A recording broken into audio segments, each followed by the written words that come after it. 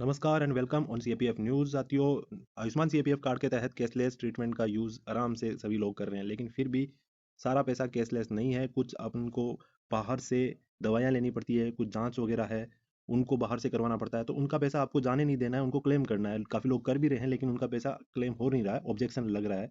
इसलिए national health authority ने नई डूज एंड डोंट्स की एक चेकलिस्ट निकाली है। आप इस वीडियो को पूरा एंड तक देखिए और चेकलिस्ट के अनुसार ही डॉक्यूमेंट्स अपलोड कीजिए, ताकि आपका पैसा बिना रुके हुए सीधा आपके खाते में आ जाए।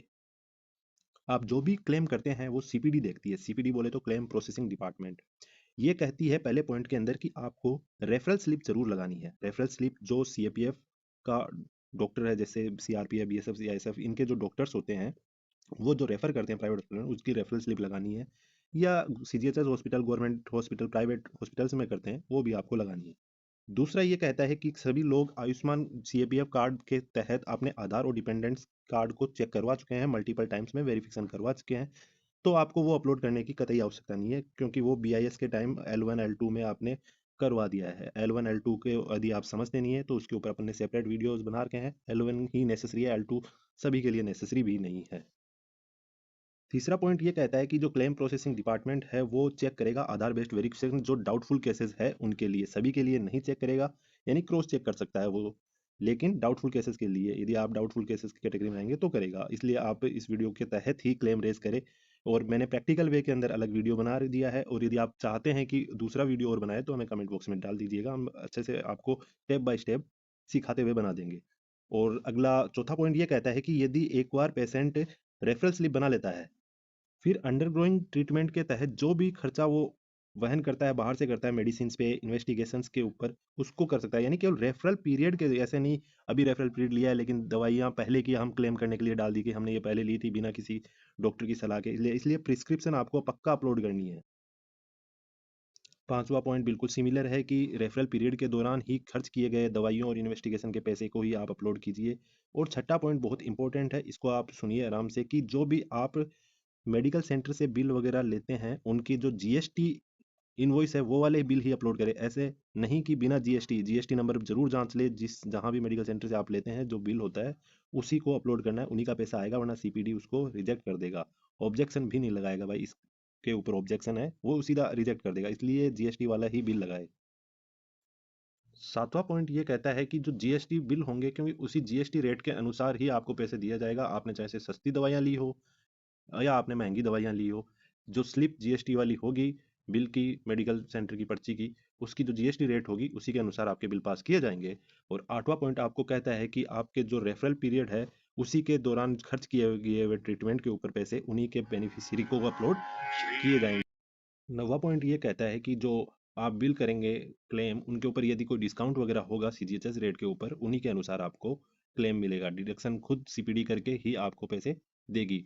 तीसरा बिल नया पॉइंट ये कहता है कि जो आईपीडी, यानी कि आपको भर्ती कर लिया जाता है और उसके बाद में आपके ऊपर जो खर्च किया जाता है हॉस्पिटल स्टाफ के द्वारा, उसमें हॉस्पिटल से नेशनल हेल्थ अथॉरिटी से बिल क्लेम करता है। तो हॉस्पिटल स्टाफ के लिए ये है, आपको भी यदि हॉस्पिटल में ट्रीटमेंट लेते हैं तो ये विजिलेंट रखना है कि ये हॉस्पिटल वाले हैं मेरे ऊपर क्या खर्च कर रहे हैं, मेरे से क्या जांचें करवा रहे हैं, मेरे से क्या दवाइयाँ मंगवा रहे हैं।